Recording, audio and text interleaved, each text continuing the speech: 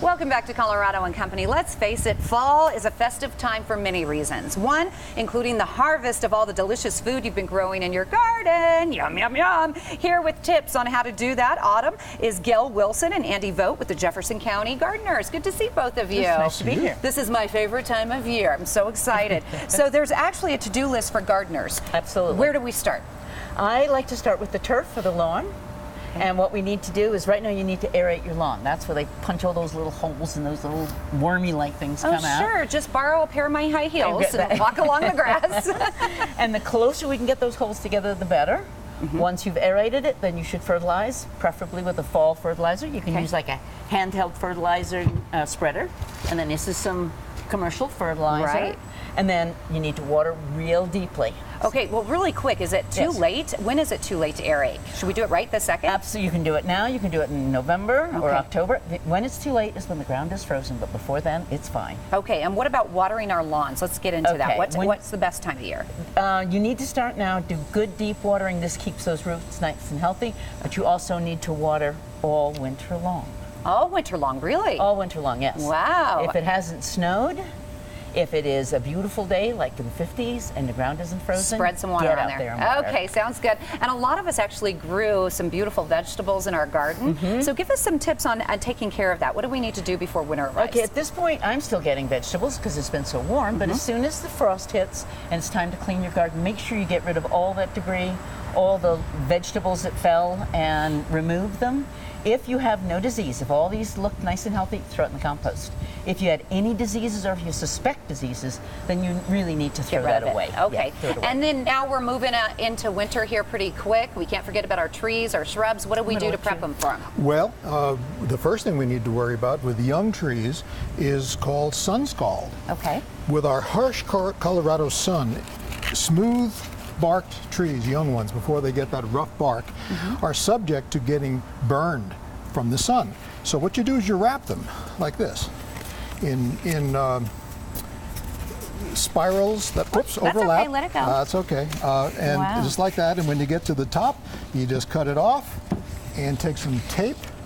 And tape it? And just tape it on there. And you put some tape around partway too to keep it nice and snug. Very nice. And you do that on all your trees. And what about the shrubs? Well, shrubs are they don't worry so much about sun scald. Okay. But this is the freeze and thaw cycle that we get. It gets very warm in the day from the sun and very cold at night.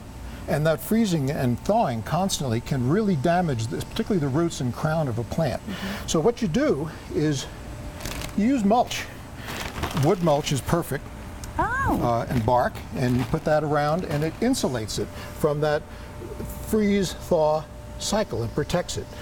The other thing you can do with young trees to keep them from that freeze-thaw cycle is wrap them in burlap.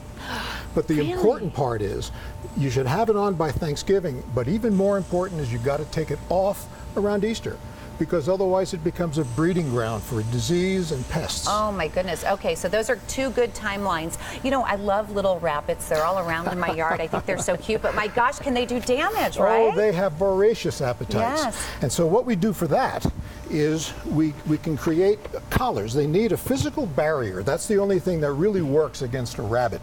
There are smelly things you can put on it, and as soon as it rains, you got to start it over again. Rabbits don't seem to care very much. What you do is you get containers, and you can use anything. You can use a milk container or a gallon, a half gallon. It just depends on what size you need. I like to use planter containers. What do you do with that planter container? Well, what you do is you cut the bottom out, and then if it'll fit right over the small shrub, you just put it over it. And you can anchor it with a landscaping staple or a stake or even wire or tape. Then if the plant is too big to just fit it over the top, a lot of mark because they bush out at the top, you cut the side of it. And you can just slip it around. Very nice, very smart. And you can use any size container you need. Very, very quickly, I need to know about how to water our trees in the autumn. It's very much like your lawn. Deep, deep watering before the ground freezes. Okay. And that'll help it get through, because we don't actually get that much moisture. We get a lot of snow, but there's not that much moisture in it during the winter. And again, on those beautiful days in the winter when it's 50 degrees and the sun is out, deep water them again. And that's especially true of any trees or shrubs that are newly planted and don't have established root systems. Very nice. Wonderful information. Thank you. And Andy and I both agree fall's the best time of It year. is. Gail wants spring. She wants spring, but this is a lot of fun. For questions about fall planting, it's super easy, you guys, or any other outdoor concerns, you can contact the Jefferson County Master Gardener CSU Extension Office at 303-271-6620. You can also visit them online at jeffcoextension.org. That website offers a wide variety of information and classes to nourish your green thumb. Well,